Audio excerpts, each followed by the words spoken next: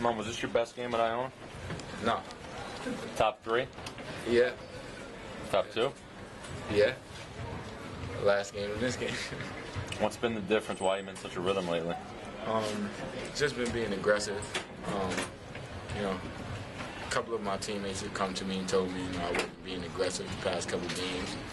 So my coaches, they put me in a position to be more aggressive, and you know, that's the kind of player I am, and I have to take that, you know, from these past 2 games moving forward. Tell us about the pass play Scott hit under the basket in the second half. Beautiful pass that you put up for the layup. That one? I don't remember that. Opposing coach said really if he could stop you guys, but more wanted to slow you guys down. You guys really broke out in the second half. I mean, we just wanted to get back to running. We played slow for a majority of games. Probably not even slow, just made bad decisions. Letting team slow us down. We can't let the team slow us down. We can't let their defense dictate what we do. So we got to just break through the press, and when they double either me or Momo, we got to keep going through it. And Coach been preaching that a lot lately. He doesn't want us to slow it down. He wants us to keep doing what we was doing from the beginning of the year and just keep going through the whole year. Coach, you really didn't get your points until about 15 minutes into the first half. Is that someone looking at that and saying you're struggling, but is that really just passing the ball around? I'm just looking more to pass the ball first. I mean, once I start passing it out around the court and everybody's scoring on my team, then it opens it up for me. So, I mean, I'm just being patient on it as far as that. People know I can score the ball. Coach said that Sean's 3 at the end of the first half and then the quick start in the second half was pretty much what took them out. You kind of agree with that? Yes, I agree. Can you talk about Scott's play tonight? 1 rebound short of a triple-double. That one must crush you, huh? Nah, it's a rebound in there somewhere for him. I mean, he plays a phenomenal game. He comes out every night and he gives it all, his all. And he tries to do what he does best. He gets us in our offense. He gets us going, especially me and Mike. He does the things that we expect him to do night in and night out. You know, practice every day on a daily basis. He does it, and it reflects in every game that he plays. And tonight he came out and he did it again. And, you know, it's no surprise. Scott, what's the dialogue been like since the Manhattan game? I mean, we're upset we lost that game, but we got to move on. We just got to keep winning. We got to keep winning these games until we get back to them. But we're not worried about them right now. Have you and Glove and some of the upperclassmen talked about what's at stake here, considering this is your last go-around and what we went through last year? Yeah, we do. We speak about it all the time. This is our last year.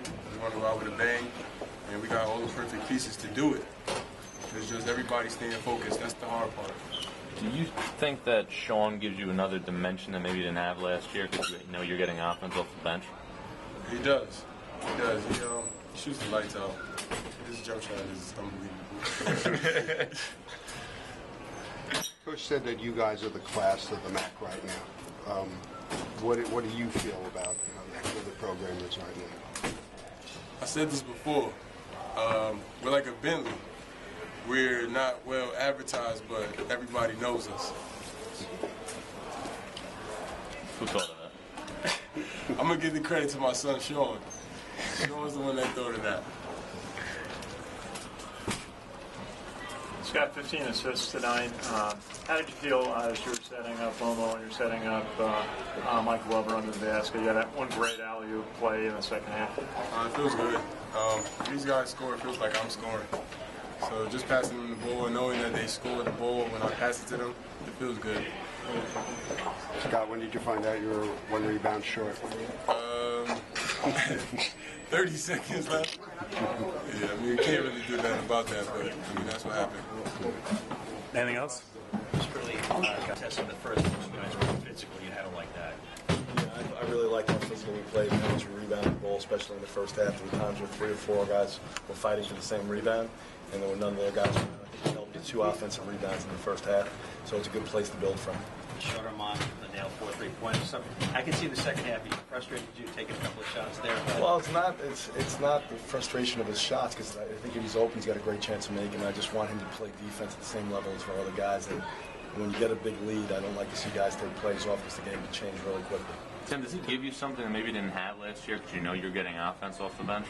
You know, the days he makes shots, he does. You know, and right now, we're like an every other day team. We make them one day and the next day we don't. I think for us to be good, we have to be more consistent than that. So I think with a nice lift of him coming off the bench and as Kyle Smythe gets healthier, I think we're going to have that 1-2 punch, one starter, one coming off the bench. They're going to make us better. Tim, Tommy said he's been in the league 9 years, and he still hasn't seen anybody like Machado the way he's playing. Scott was terrific tonight. And I think Scott was the same Scott we saw earlier in the year tonight. I thought he played the game at a faster pace. He shared the ball well. He offensively got us into our sets quicker than we have been doing recently. Well, defensive end, he took leadership, especially on the out-of-bounds plays, directing our guys where they should be. So he was a true point guard in every aspect. Did a great job. Not that you're taking him for granted, but are you a little surprised at the level that he's reached, considering where he was when he got the job? Oh yeah, he's reached a much higher level. I just want him to sustain it because every now and then I see, flashes of not sustaining it. And when he brings it back like that, it's really good to see that he can have a game or two where maybe he doesn't play at that high level and then bring it back and get back to playing at that pace and that style and be a tremendous player. And when he plays like that, we're very tough to beat. When you hear about the conversations about the best point guards in the country, I mean, you coach them every day, you see him every day. Do you think he belongs in that discussion definitely at the top? Absolutely. I mean, he's getting 10, 15 assists a game. And again, we don't have All-Americans all around him. So he's making plays and understanding our offense and the talent around him. Like, he knows who to throw it to, not just the jersey. That's the difference between a good point guard and a great point guard. Good point guard throws to the jersey. A great point guard knows who's wearing that jersey. And he does that, and he knows where to put guys in their best spots. If you want to run a play, he knows if Mike's better on left side or right side. He knows if Sean will jump or better going to his left or right. So he'll direct him into the right areas to set him up for that. You know when he came out, probably not, but I think he was a rebound short of a triple-double. We knew that, and I told him we were going to give him a couple of minutes, but in fairness, I wanted to give other guys a chance, and he played a great game, and I didn't want to injure him. We have a big game coming on Monday. What's Momo eating before the games, the last two games? No comment. As long as Momo stays mad at me, he's doing well. It's just a little inside joke. Good balance, though, for him? Good poise the last couple of games? I thought he's been great the last couple of games, and that's what we've been looking for. I thought he had a few games like that in a stretch early on, but I think now he's being a little more mature. What I like, too, is he's taking some of the point guard responsibilities from Scott at times, so we can get Scott to the wing and get different attack points for Scott, and we give Momo the ball a little bit more to get him back in his comfort zone at times, and I think he's been terrific that way. Tim, you said after the Hofstra game you don't like losing, especially around here, but after the Manhattan game, did you see any more renewed focus from your team? Second half of Loyola. What changed? I think we just had a nice conversation at halftime about them, and it's their team and their season, and that they have to believe in themselves and believe that they're a very good basketball team, but they have to practice like a really good basketball team, and they have to play 40 minutes like a really good basketball team that you can't play in spurts, and that they were writing their own history. And they could write it in either direction, how they were started great and finished poorly, or how they were started great, had a couple of bumps in the road, and just continue to get better, and that's the one we want to look for. And they came out on their own with a better effort and a better desire to be a better team and better basketball players. You like these 10 o'clock starts? You know what? If I had these results, I could take them. Tommy said that you guys, he's seen everybody either played him or saw him on the tape, that you guys are the class of the league. And that if you continue on the way you're going, you could be in the conversation for an at-large bid if things don't work out in that. That was very nice for him to say something like that. I think the nights we're good, we're very, very good. You know, sometimes we have it going, and we can play with anyone on nights we have it going. I just looking for more consistency with our team. Coach, on defense, you were playing, seemed like a 2-3 zone. How did you feel about your defense, especially in the half court? First half, I thought, except for the first two possessions where we fell asleep in two possessions, I thought it was very good in the first half. And I thought that we built a big lead up and didn't sustain the effort level we need to. And again, when a team is down big, they get very relaxed. They have nothing to lose. They come out more aggressive than ever. And I think sometimes teams play their best basketball when they're losing by a lot because they're more instinctual. They started making shots. You know, some of them our fault, some of them good shots. So again, I don't think we put together 40 minutes, but I'd say we probably played about 28 to 30 good minutes of defensive basketball, which has to grow again. How'd you feel Taj Ridley played? He was in and out of the lineup 16 minutes tonight. Yeah, I don't think he had one of his better games. I think Randy DeSouvre gave us a huge lift in his spot, energy-wise. And I don't think it's a tough matchup because they play 4 guys in the perimeter. So Taj was getting stuck out there a lot, and he's been more used to playing inside for us. So it was a tough matchup.